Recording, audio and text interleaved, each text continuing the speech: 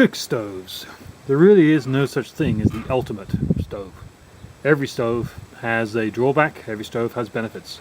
You've got your MSR Whisperlight style, tons of power, basically a nice, little melt an iceberg in a minute, but pretty heavy, especially when combined with the fuel bottle you've got to carry around as well.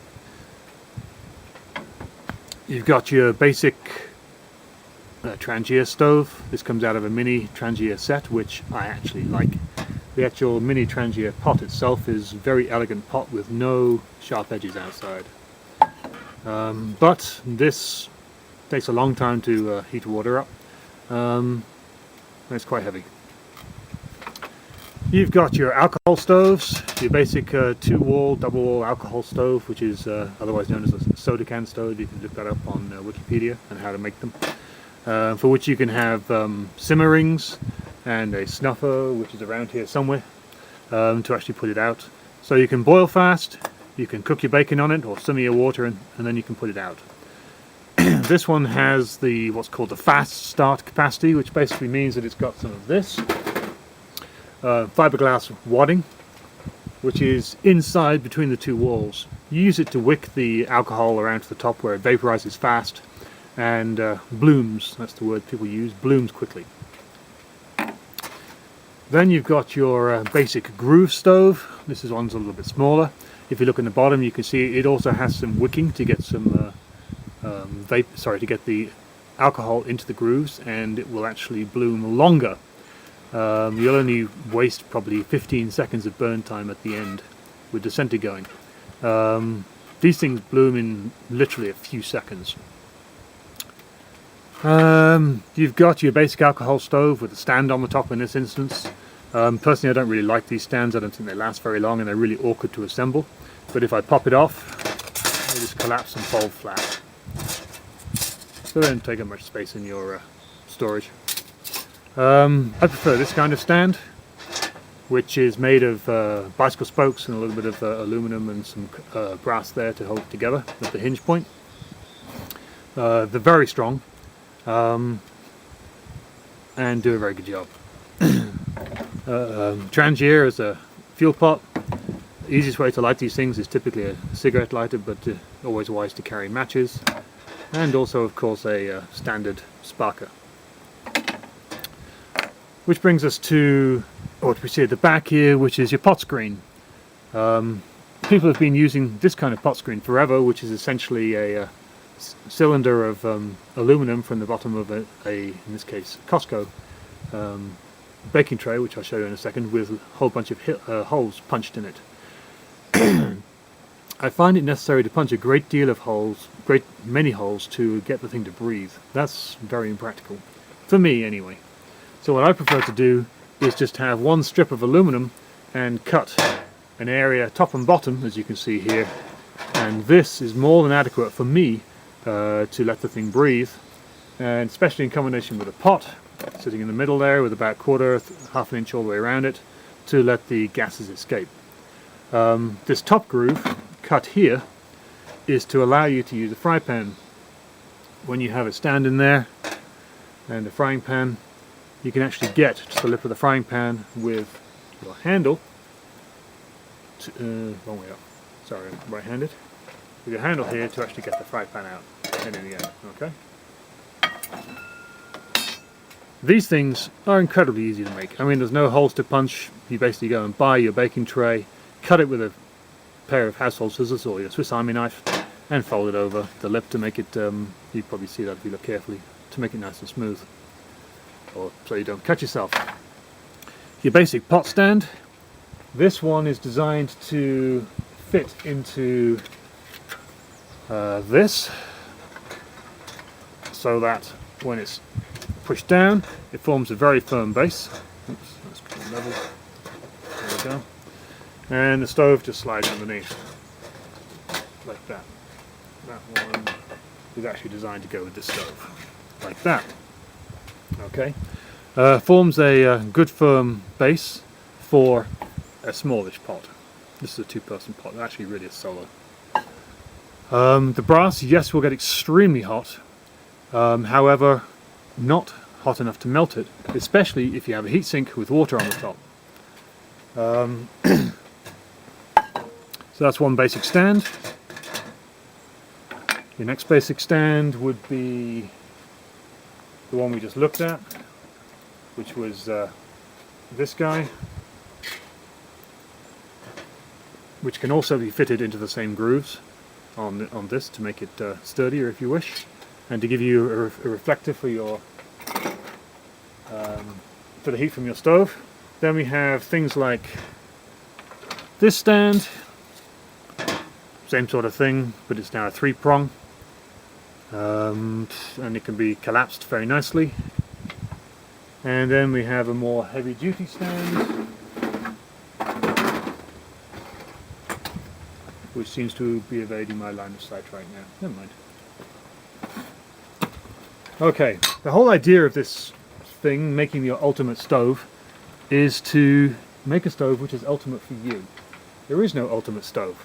For me, I wanted a stove that would fit in this pot, replacing my Trangia, and that's what I've got.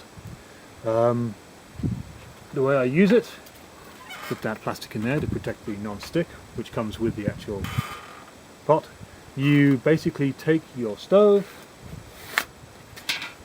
and you pop it in.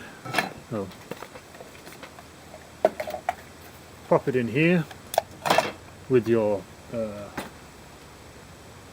opener and maybe a bit lighter depending on how you feel, and put your circle of aluminum over the top and just basically put the lid on, and you're good to go. This tube contains your fuel bottle and your stove and your stand, like that. So once you've assembled, and the circle of aluminum's in the lid. So once you've assembled your pot stand, you put some fuel in, put fuel underneath, you put your pot stand, your windshield on, your pot on there, you're good to go. That's it. That will boil water. In fact, this particular stove, a Coke can, sorry for the advertising, Mr. Coke, small Coke can. This one's one of these magical 7.5 ounce. Don't know if you can read that. 7.5 ounce cans, made from 2 cans.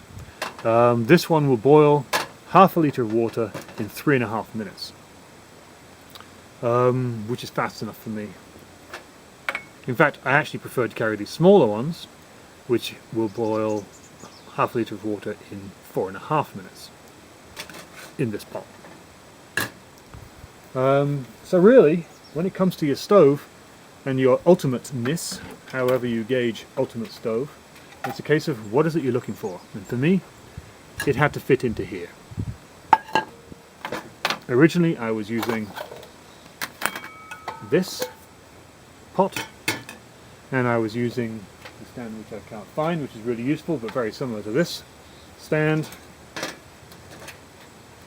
in combination with a full-size alcohol stove. Okay, these all fit in quite happily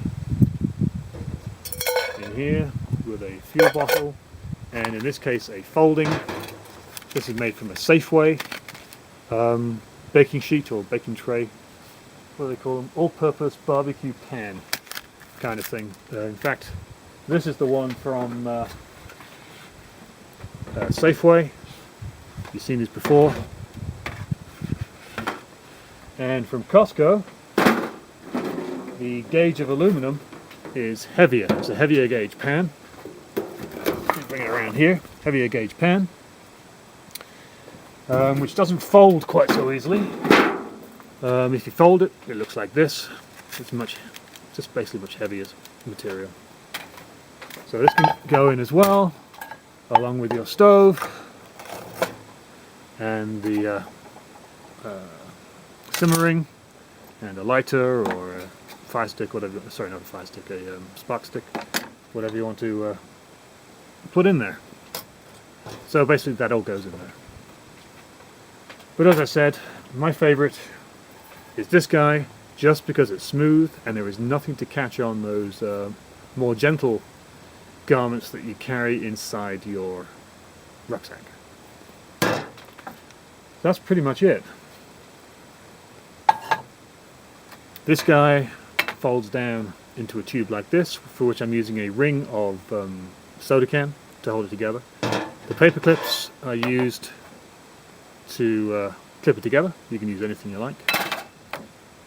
In here goes your pot stand, your fuel bottle, and your stove, and that will pop straight into there with this guy and your Bic lighter. One complete stove.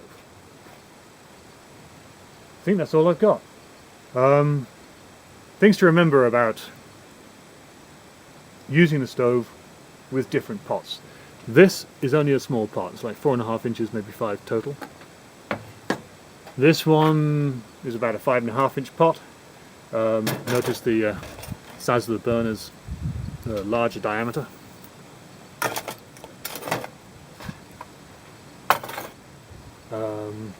I have other bigger pots around here as well. In fact, see one of my other videos for that. One of the MSR is about 7 inch or so. The whole idea of these stoves is to capture as much heat from the stove as possible. This is a groove stove with 16 grooves going around the side. This one boils water very quickly. This one is an 8 groove stove. This one is a 16 double wall soda can stove. The one in the pot I just put away was an 8 groove Coke, same size as this in terms of diameter. Another 8 groove. Do I have another 16? Here's a 16 groove, 8.4 ounce. These are tiny. This is a 2 inch overall diameter can. This one is a 2.25 inch. So 2 inch, 2.25 inch, and a 2.5 inch soda can, regular soda can, different sizes. This one can contain about 1.25 ounce of fuel tops. Put any more in that and it will boil over. This one can take about 1.5 ounces, and these can take, I think, about 2, which basically means you get different boil times.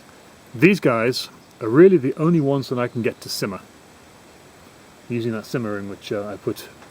Once it's lit and it's burning nicely, you put this guy on and you just get the simmer flame coming out.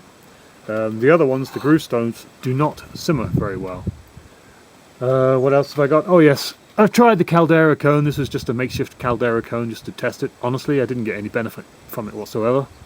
And there it is, the Caldera cone, and they are a pain to store. Some people love them, what can you say? For me though, this combination with one of those 3-prong stands and one of these little soda can stoves is absolutely perfect, as I say, to fit into here, my favorite pot. That's it, thanks. Bye-bye.